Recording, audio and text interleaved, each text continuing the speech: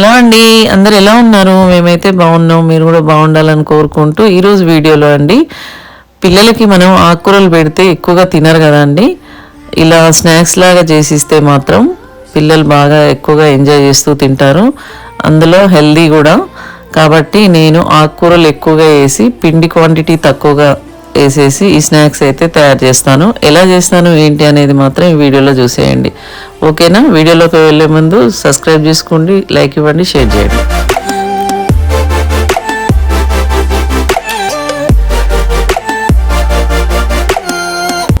Okay అండి, ఇప్పుడైతే వీడియోలోకి వెళ్దాం.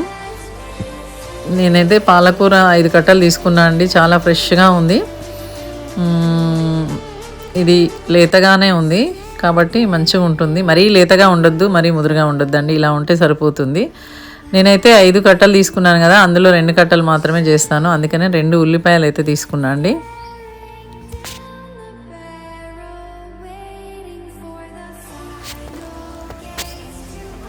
ఇలా 2 కట్టలే సరిపోతుంది. మిగతాది పప్పులో అయినా కర్రీ అయినా చేసుకోవచ్చు. ఇంకా నేను ఈలోపు ఆయిల్ కూడా స్టవ్ మీద పెట్టేసుకున్నాను. స్టవ్ అయితే ఆన్ చేయలేదులేండి. ఇంకా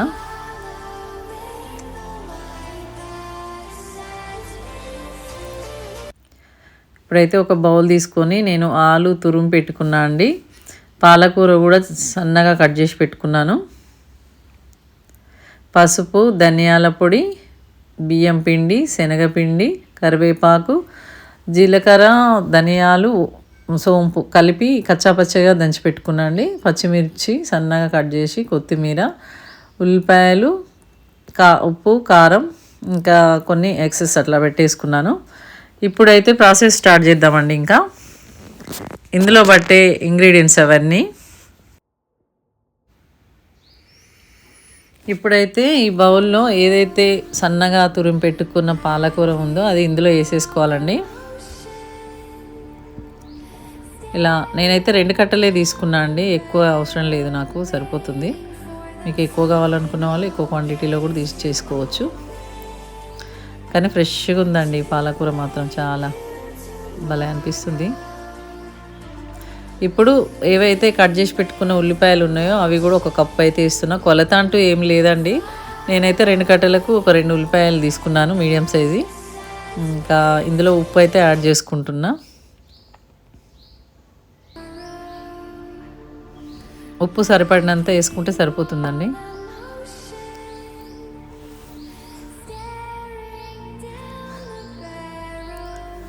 ఇలా అంతా బాగా ప్రెస్ చేయాలండి. ఉప్పు, ఉల్లిగడ్డలు, పాలకూర ఉంది కదా, దాన్ని మొత్తం ఇట్లా బాగా ప్రెస్ చేస్తుండాలి. ఎందుకంటే అందులో నుంచి వాటర్ వస్తుంటుంది. ఇలా గట్టిగా ప్రెస్ చేయడం వల్ల చూడండి వాటర్గా వస్తుంది.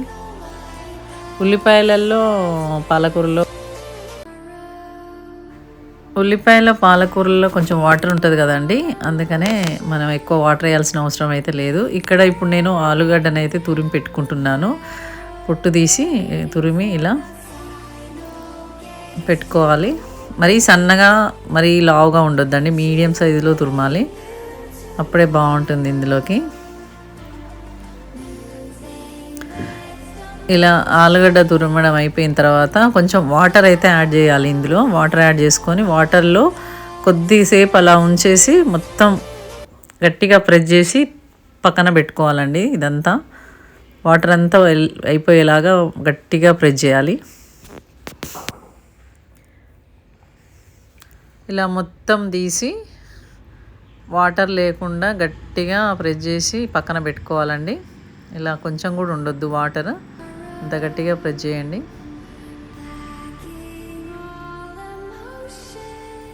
ఇలా తీసి పక్కన పెట్టుకున్న తర్వాత ఇప్పుడు మనం ఏదైతే ఇందాక పాలకూర, ఉల్లిపాయలు కలిపి పెట్టుకున్నామో ఇప్పుడు దాంట్లో అయితే పసుపు,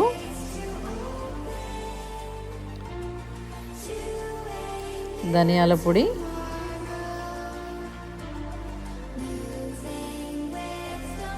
బియ్యం పిండి,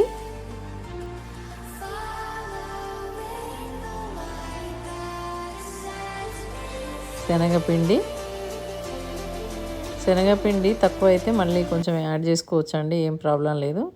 కరివేపాకు, కట్ చేసి పెట్టుకున్న కరివేపాకు.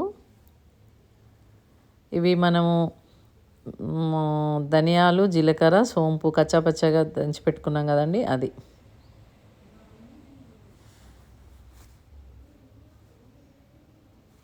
పచ్చిమిర్చి, సన్నగా కట్ చేసిన పచ్చిమిర్చి. కొత్తిమీర కూడా సన్నగా కట్ చేసి వేసుకోవాలండి, ఉంటే వేసుకోండి, లేదంటే లేదు.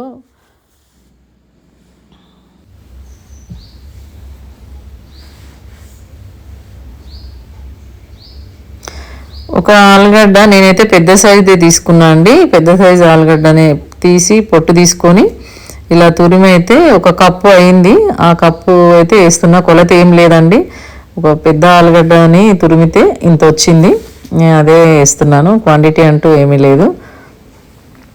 ఇలా వేసుకున్న తర్వాత కారం మీ ఇష్టం అండి. ఎక్కువ తినేవాళ్ళు ఎక్కువ వేసుకోవచ్చు, తక్కువ తినేవాళ్ళు తక్కువ వేసుకోవచ్చు. నేనైతే ఆల్రెడీ పచ్చిమిర్చి చేశాను కాబట్టి కొంచెమే వేస్తున్నాను కారం ఇందులో.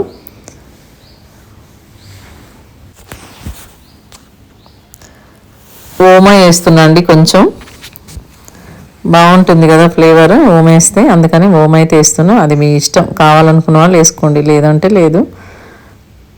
ఇప్పుడు ఇదంతా మంచిగా కలిపేసుకోవాలండి. ఇంకా వాటర్ అయితే ఎలాంటి వాటర్ అవసరం లేదు, ఇంకా వామ్ వాటర్ కానీ నార్మల్ వాటర్ కానీ ఏమీ అవసరం లేదు. మనకు పాలకూరలో ఉల్లిపాయలో వచ్చే వాటరే సరిపోతుంది కాబట్టి వాటర్ అనేది యాడ్ చేయాల్సిన అవసరం లేదండి. ఇక్కడ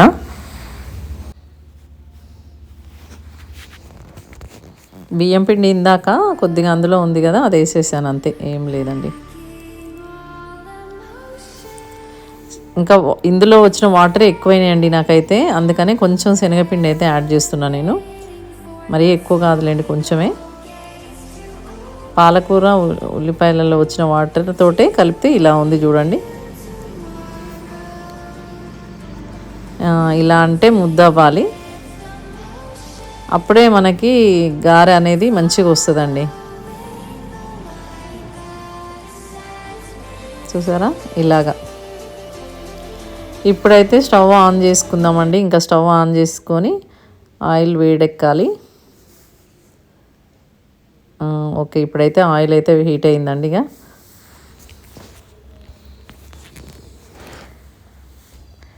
ఇలా అన్నీ కలిపేసుకొని ఇలా ఆయిల్ వేసుకొని ఫ్రై చేసుకోవడం అండి, ఈజీ.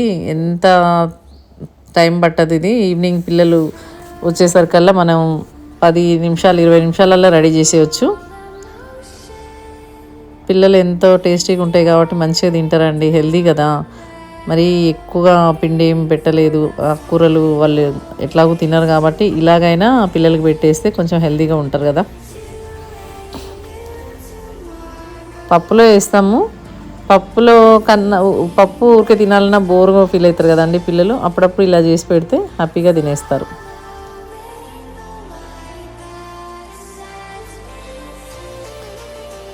ఇలా బ్రౌన్ కలర్ వచ్చేదాకా అయితే డీప్ ఫ్రై చేసుకోవాలండి. ఇంకా ఇలా అన్నీ అలాగే వేసుకొని తీసేసుకోవడమే. ఇంకా ఇందులో స్మెల్ మాత్రం చాలా బాగుందండి. నేను అప్పుడప్పుడు ఈవినింగ్ ఇలానే చేస్తాను స్నాక్స్. పకోడీ కంటే కూడా నాకు ఇలా చేసుకోవడం ఇష్టం అండి, అందుకనే నేను రెగ్యులర్గా చేస్తుంటాను.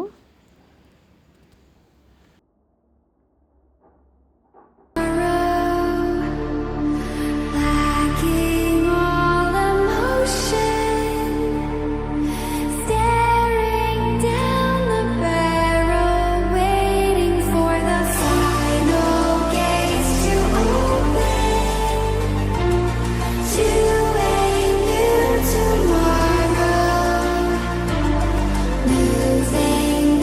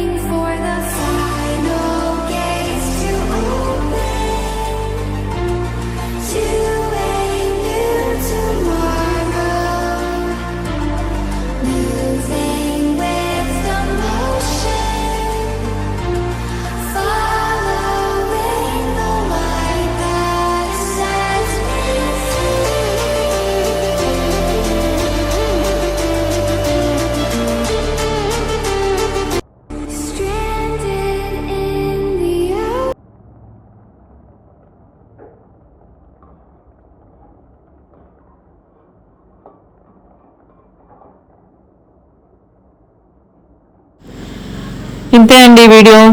ఈవినింగ్ స్నాక్స్ అయితే రెడీ అయిపోయినాయి. ఇంకా అందులో ఒక 2 పచ్చిమిర్చి కూడా ఫ్రై చేసుకుంటే బాగుంటుంది. ఇంకా అన్నీ రెడీగా ఉంటే ఒక 20 minutesలో కంప్లీట్ అయిపోతుందండి. పిల్లలకి ఈవినింగ్ రాగానే మంచిగా స్నాక్స్ ఇస్తే ఎంజాయ్ చేస్తూ తింటారు. ప్లస్ పాలకూర కూడా వాళ్ళు తినేస్తారు కాబట్టి మనకి అప్పుడు అన్ని విటమిన్స్ అందుతాయి పిల్లలకి, కాబట్టి టెన్షన్ ఉండదు. ఈ వీడియో కనుక మీకు నచ్చితే ఒక లైక్ చేయండి, షేర్ చేయండి, కామెంట్ చేయండి. Thank you.